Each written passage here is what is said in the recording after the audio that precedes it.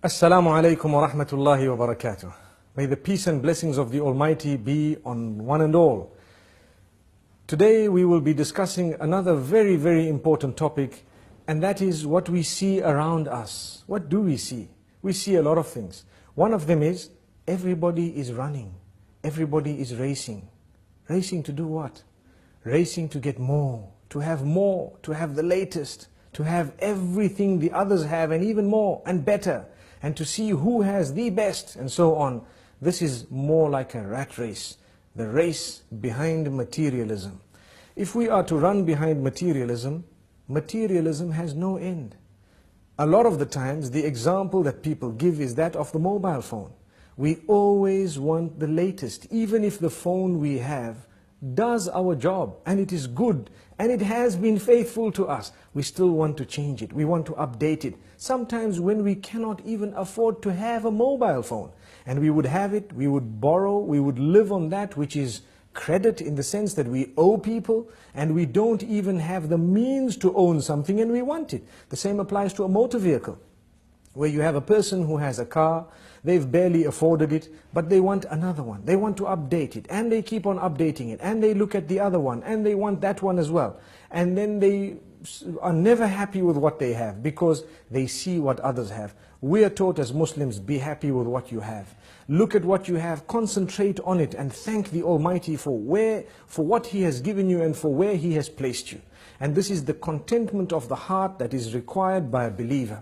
And we need to know, yes, if you can afford it very comfortably, then go to it. And maybe perhaps you are allowed to have it. But what you do need to understand, and I do need to understand as well, is that I need to tailor-make my life according to my budget. What I have is the budget.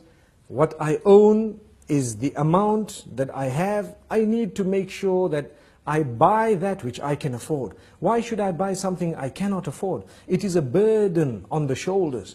It is something that will bog me down. It is always a worry in the mind. Some people have, and we've seen this happening even in advanced countries, some people have lived on credit all their lives. So they have a job, the job pays them a good salary, their car is on hire purchase, the furniture is on hire purchase, the television on hire purchase, the computers on hire purchase, the phones on hire purchase, the furniture, everything on hire purchase. So much so that even their holidays are not yet paid for. And they've just swiped a card and it keeps on adding. They did not calculate that one day we might lose the job. Then how are we going to pay for it? And this has happened. It has happened in the most advanced of countries. And we need to know that it can happen anywhere. And for this reason, Islam teaches us, don't live on credit. Live your life according to your means. If you cannot afford a holiday, don't go on it. Or go on a more basic holiday. If you cannot afford a mobile phone, don't have one. If you cannot afford a vehicle, go with public transport. It might be better for you. And so on. Yes, we should aim right at the skies. No harm in that. But do not pretend like you're living on a cloud when you have not yet moved above the ground. Because that will probably bring you crashing to the ground. And this is why we say the race towards materialism does not stop. It continues. The more we run, the faster it runs. So we continue running behind it and there is no stopping. Sometimes it even gets to our marriages. And this is a point that might be a red button being pressed, but we need to say it.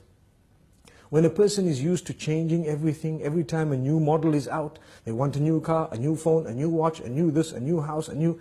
Some people who are weak, it might even seep into their marriages where they no longer are interested in their own wives.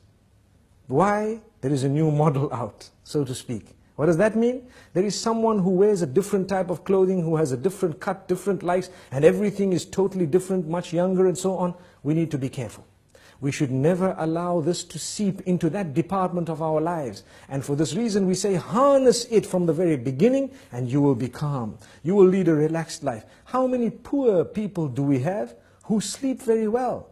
And on the other hand, how many rich do we have who cannot sleep without a sleeping pill? How ironic. It should have been the other way around. But the reason is, sometimes the more we get, the more we want. And for this reason, the Almighty keeps us sometimes slightly backward, so that we can enjoy our sleep. We can have a happy home. So many people, that when they've got enough money, enough time, enough good health, so to speak, they tend to think of sin, and they'd like to go and spend it in the casinos, on people whom they are not supposed to be spending it upon, spending nights out, engaging in adulterous affairs, and so on, because they've got the time to do that, the wealth to do that, the health to do that. So as a gift of the Almighty, He sometimes keeps us less wealthy so that we don't even go there. He sometimes keeps us less healthy so that we don't have the health to do that. And sometimes He keeps us occupied so we don't have the time to do that. And we lead a happier home, a happier life, a happier family. Our children are always with us on our laps, having the meals with us and so on. Whereas you have sometimes those who have been given a lot, they don't have a meal with their children. Their children are distant. They have a relation with them which is very plastic, or should I say, very cosmetic. We ask the Almighty not to make us from those. Yes, there is an exception. There are those who are wealthy, and they use their wealth in the right direction, and they do not allow that wealth to develop, or should I say, to change in a negative way their character and conduct. Because sometimes what wealth does, it messes a person up. Or, to word it more correctly, as we've always said, wealth does not spoil you, but it gives you the opportunity to show who you always were inside. And I think we've explained this in the past. Like someone working for a boss, and his boss tells him something he doesn't like, he might be very upset, he wants to show it, but because he's not as wealthy, he cannot show it. So he says, yes sir, thank you sir, okay sir. But his heart is bubbling and bursting with all this, want to actually clarify and to answer back. He hasn't done it because of his standing. The minute he gets wealth, the wealth did not spoil him, but it gives him a chance to answer back and say, who do you think you are? If you have, we have as well. And for this reason we say, we need to have the best character and conduct prior to when we've had wealth, whilst we have the wealth, and even after it's gone. And when we remain humble, we won't suffer depression if we suffer a loss. The minute we live a haughty, high life, one thing goes wrong and we're depressed. Why are we depressed? Because we were running behind materialistic items. And we wanted to live a life that was compared to those higher than us, rather than those lower than us. And for this reason we say, it is best for us to look at those lower than us, so that we can appreciate the gifts of the Almighty upon us. Like we always say, if you don't have shoes, look at those without feet. And you will realize, at least I've got my feet, I might not have shoes. And this is just one example. In this way, there are so many examples. The youth out there, definitely the media plays a big role, a very big role, in convincing people to want things that they don't actually need. And this is why we need to distinguish between the wants and the needs. You need something, that is different. But when you want something, can you afford it? Is it necessary? Even if you can afford it, is it going to result in the destruction of your marriage, in the pushing away of your own children, or in the loss of respect, or in the changing of your habits in a negative way? If it is, leave it out. It's only something you want. You don't actually need it. You'd rather remain with that which you need and have an intact family with positive, relatives and family members and a good work environment and so on.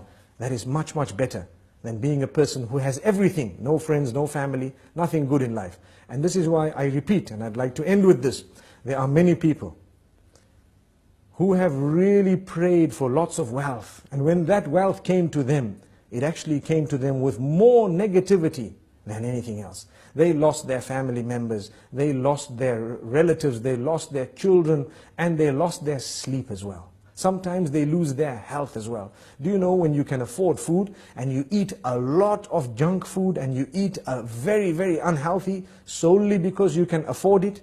Sometimes the Almighty does you a favor, you simply cannot afford it, and you don't know that the gift, or should I say, the side kick of that was that you would remain much healthier than those who could have afforded everything and did have it. So sometimes it's a gift of the Almighty. Let's become happy with the condition we are on, and let us learn to budget very carefully before we spend. Spend very carefully, don't waste that money, and remember, the needs come before the wants. Until we meet again, Assalamu alaikum wa rahmatullahi wa barakatuh.